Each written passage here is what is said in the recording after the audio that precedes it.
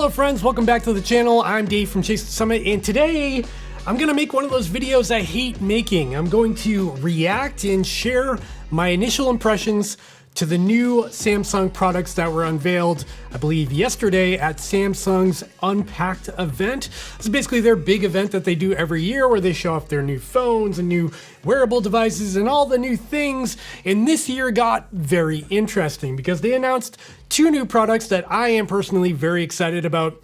One being the new Samsung Galaxy Ring, a smart ring finally from Samsung. They beat Apple to the punch. And the second being the new Galaxy Watch Ultra. This is basically what I'm holding here. This is the Apple Watch Ultra, just kind of turned Samsung. So like I said, this is not a review, but I do have one on pre-order that I will be getting on launch day. So stick around for a follow-up video where I will be diving deep on this watch and all of its new features. Oh yeah, and there's also one other new wearable product with the new Galaxy Watch 7, but that one's not that exciting. So we're probably just gonna glaze right over that one. So let's jump right into it. I'm just gonna walk through some of the key specs about these new products. I'm gonna be holding an Apple Watch Ultra in my hand because we'll be referring back to this thing throughout this entire video. And then I'll just share some of my opinions and thoughts on it. And I get that I don't actually have the products here, and that's kind of annoying. If you're here for like an in-depth review, go watch some other video. But if you just want to kind of chat with me and get my take on it, stick around. Let's start with the big one, and probably the one I'm most excited about, and that is the new Galaxy Watch Ultra, which is an ultra version of a Samsung Galaxy Watch. And just by looking at it, it shares a striking resemblance to the Apple Watch Ultra. Not only is the design very similar, the bands are very similar. Like the bands look exactly like the Apple Ocean bands. Even the buttons and things look very similar. It's all very ultra. There are some key differences though that we're definitely going to focus on while we go through this. Mainly the price, starting out at $649 here in the USA. It is substantially cheaper than the Apple Watch Ultra 2, which is about $750. So it's about $100 cheaper for kind of a similar experience if you're on the Android platform. And it is a little bit smaller too. So the Apple Watch Ultra is 49 millimeters. The new Watch Ultra, the new Galaxy Watch Ultra is going to be 47 millimeters, which is kind of in line with a more standard sport watch. Like I'm wearing a Garmin Forerunner 965 here, which is a 47 millimeter form factor. So kind of in line with that kind of crowd, and a little bit smaller than the Apple Watch Ultra 2, which I think is a good thing. Another similarity here is that the new Galaxy Watch Ultra is going to be LTE only, just like the Apple Watch Ultra 2. Okay, moving right along into the hardware of the new Galaxy Watch Ultra. Again, very similar to the Apple Watch Ultra in just about every way, from the grade 4 aerospace titanium to the 100 meters or 10 atmospheres of water resistance. That's IP68. That means you can go, diving in the water with it, or swimming in the pool, or in your shower without any issues. On top of that, it's built to withstand high altitude. That could be 500 meters below sea level or up to 9,000 meters above sea level. It also features a sapphire lens and a big, bright AMOLED display. That sapphire lens means it's extremely scratch resistant, just like the Apple Watch Ultra 2 here and a lot of high-end Garmin watches, which does warrant that more expensive price tag and does make the overall package just a little bit more durable. The design of the new Galaxy Watch Ultra is also kind of interesting. I personally hate the design. Maybe I'm in the minority here, but I think this watch is terribly ugly. I don't like the round display in the center of a square body. I'm not sure why they didn't just either go with a round or a square. Like, bro, pick a shape. You're either a round watch or a square watch. You can't have it both ways, in my opinion at least. Now, there's some people out there that like this design. That's totally fine, but in my opinion, it kind of gives off this weird, I guess, like nostalgic G-Shock look in kind of a bad way. Now, from a hardware level, ignoring the looks of it, because like I said, I'm not a big fan of the design itself, it does seem like a really well-built watch. It's got high-end materials. Everything looks very polished about it. And from what I've seen on like the hands-on videos, it's looking like a pretty beefy, pretty chunky, durable watch. And when it comes to the display, like I said, on the Galaxy Watch Ultra, you are getting a sapphire lens, but underneath that, you do get that super AMOLED display, which Samsung has always had really nice displays. This one's no exception. In fact, it even has 3000 nits of brightness, which is exactly the same as the Apple Watch Ultra 2 here. And in my opinion, probably overkill for most situations, as 1000 nits of brightness is pretty much the standard with most of these other smartwatches out here, like my Garmin Forerunner 965 here is 1000 nits of brightness. This Suunto Race here is 1000 nits of brightness. And these watches are designed for outdoor activities like ultra running and triathlons and Ironmans and things like that. And no one complains about the brightness. But Apple and Samsung have to one-up each other and have that shiny thing on their spec sheet. In this case, it is a 3000 nit display. Moving into some of the software features and things under the hood of the new Galaxy Watch Ultra, they've added new activity profiles, including a multi-sport profile for triathlon or multi-sport adventures. And they've also added some cycling features, including an FTP test or a functional threshold test. I can't say that 3 times fast. That's specifically designed to measure the power output during cycling and give you sort of a fitness score. And of course, when it comes to wellness tracking, you get all the basics as the Galaxy Watches have always had, including your step count, your active minutes, your calories burned, and that's all stored within the Samsung Health app. You also get your 24/7 heart rate data, your sleep metrics, including a sleep score, and a new sleep apnea detection, which I believe is actually medically rated in some way to pick up sleep apnea. I'm actually really interested to test that out because personally I do snore quite a bit. My wife hates it, and it'll be interesting to put that to the test. On top of all of the basics that were kind of already there, there's also a new energy score metric, and this is kind of the same. I think every other platform out there has something like this, like Oura Ring has their readiness score, Garmin has training readiness, but this energy score rating basically aggregates all of your data from your sleep metrics to your calories burned, your activities, your active time,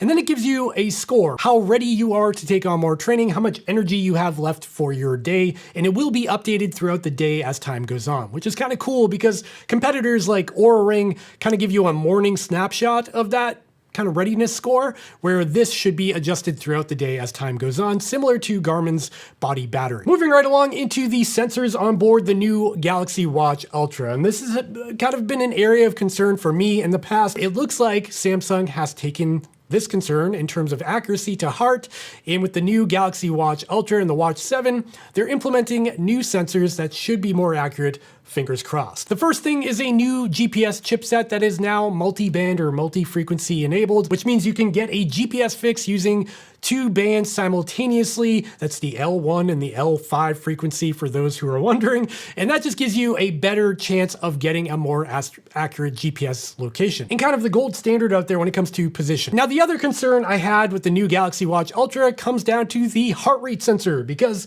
in the past, when I've tested Samsung devices, they have not been good at all when it comes to their optical heart rate sensor on the back of the watch. In fact, some of the worst I've ever tested on this channel were Samsung devices. So it's good to see that they've changed the heart rate sensor. It does look eerily similar to their older generation of heart rate sensor, but they're calling it new, and this time around they're also using AI. They use AI for everything these days. They're trying to use an AI-driven algorithm that should supposedly eliminate erroneous data like body movement or light getting under the watch, and we'll have to wait and see how that all shakes out and to see if it actually works. Moving along to the next topic on the list is battery life, and again, this is something I've complained about in the past when it comes to Samsung devices. I also complain about this with Apple Watches because a lot of us out there in the endurance sport community really want more than a couple of days of battery life, particularly if you're training on a daily basis. That just runs it down even quicker when you're recording GPS activities. On this watch, on the Galaxy Watch Ultra, they're offering up to 100 hours in power saving mode and around 60 hours in standard power mode. And what this should shake out to is like 3 days of battery life, I think. We'll see in real life if this all comes down to as promised. And when it comes to exercise and how long you can be out on a run or a bike ride for with the new Galaxy Watch Ultra, again, very vague here with their specs and their claims on their website. All they really advertise is up to 48 hours in an exercise in power saving mode. And I have to assume that power saving mode will be at a reduced accuracy, so you won't get a really crispy GPS track. It'll probably sample your heart rate data every 1 minute instead of every 1 second. But again, if we look back to the Apple Watch Ultra 2 here, the specs are pretty similar, so maybe I would guess 15 to 17 hours in like a standard GPS activity with the highest accuracy, multiband turned on, getting your heart rate data. That's probably in the ballpark of what to expect here, but again, it's pretty unclear and we'll have to wait and see when people actually are out in the field testing these. Another new feature of the Galaxy Watch Ultra is that it's powered by a new processor. They're using a 3 nanometer processor, which is super fast and super efficient. You've got 2 gigabytes of RAM in there and 32 gigabytes of internal storage. Now, my question is, do we really need faster? I mean, the Galaxy Watches of recent years have all been plenty fast enough. It's a watch. Even this Apple Watch Ultra 2 here is way overpowered for what it is.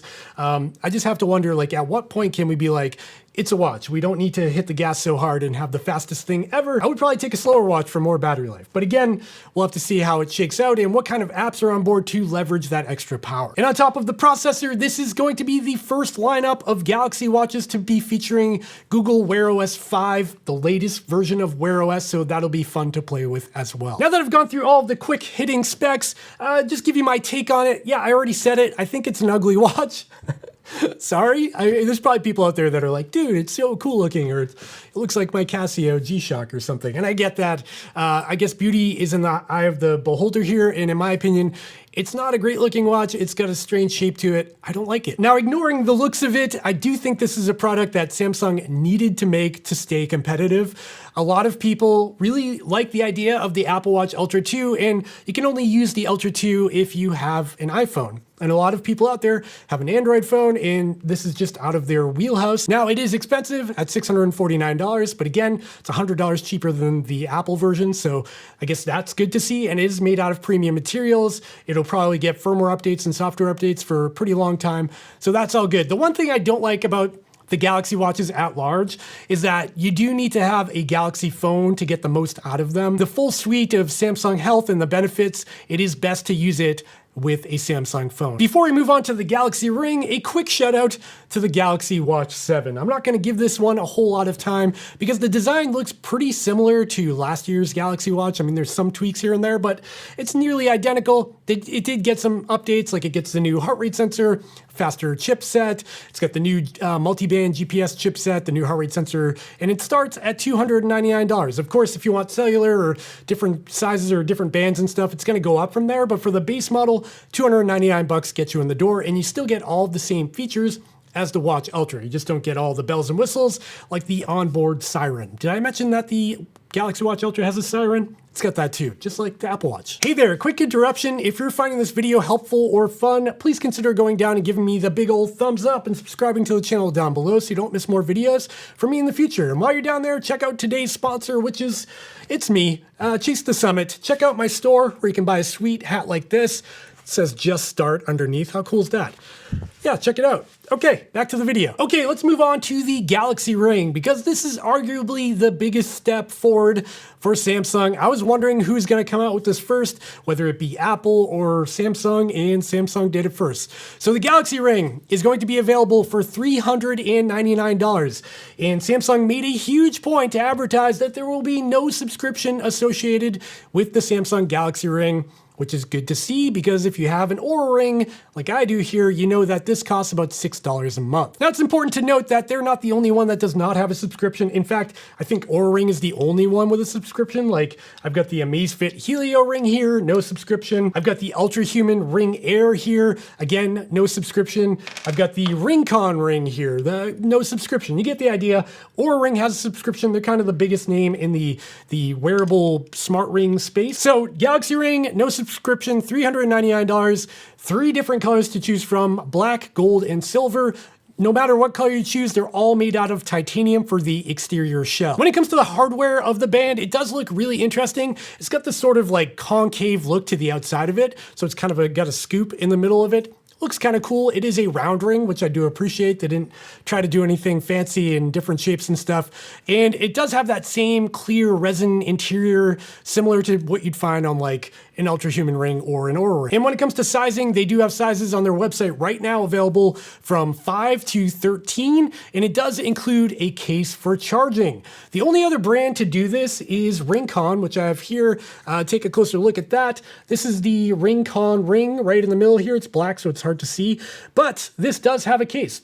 So Samsung's not the first to do that either, but I tell you what, I really do appreciate the case for a ring, because a lot of times you get a little charger like this is an Oura Ring charger here, and it's just a post, so there's nothing holding this thing on. It can just fall off, so you can't really just like throw this in your backpack and charge your ring or whatever. You do have to have it on your nightstand to do that, where with the Ring case here, or now with the Samsung case, you can keep it in your backpack. It's fully enclosed. It won't fall out, and I do like that. One thing I didn't pick up on, I didn't see it on the website in terms of like the spec list and stuff, is if the case has a battery in it.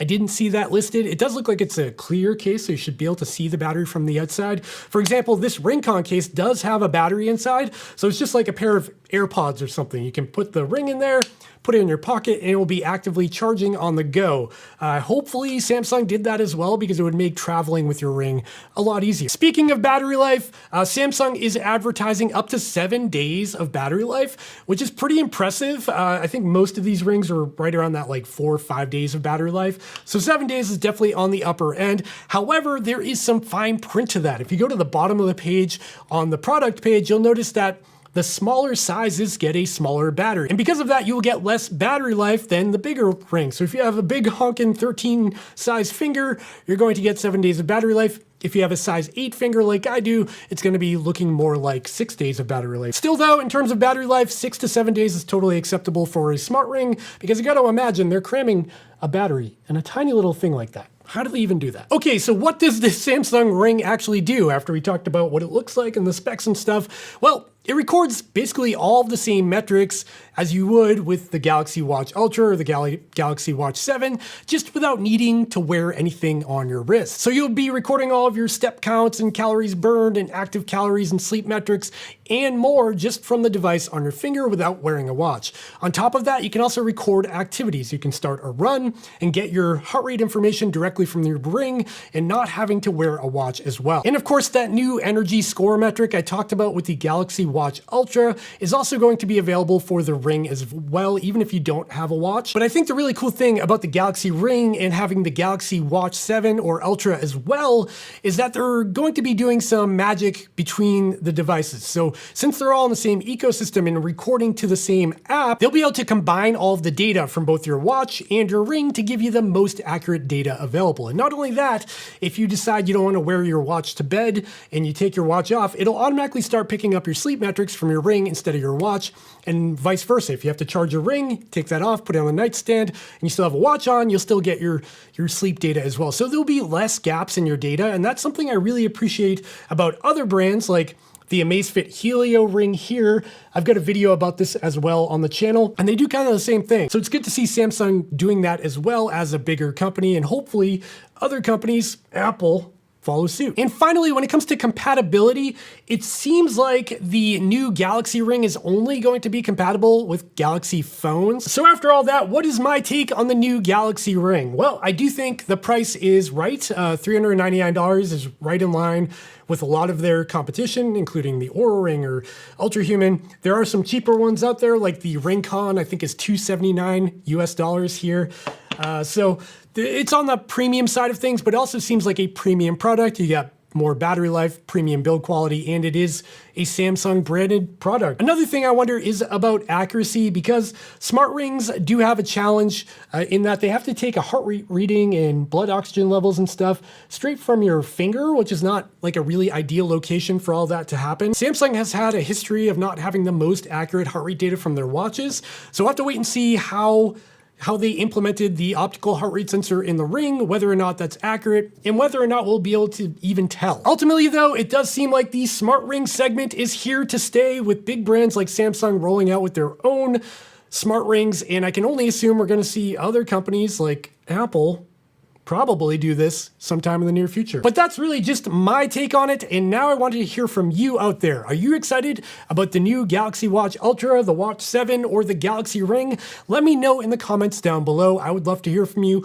what features you want to see on them, what compatibility issues you might foresee, what concerns you might have, and whether or not you've actually pre-ordered one. Let me know that too down below. And with that, we've made it to the end of this video, and if you're still watching, you probably liked this video, and if you liked it, please consider going down and giving me a thumbs up. Subscribe to the channel down below so you don't miss more videos from me in the future. Check out the links in the description down below as they do help support this channel.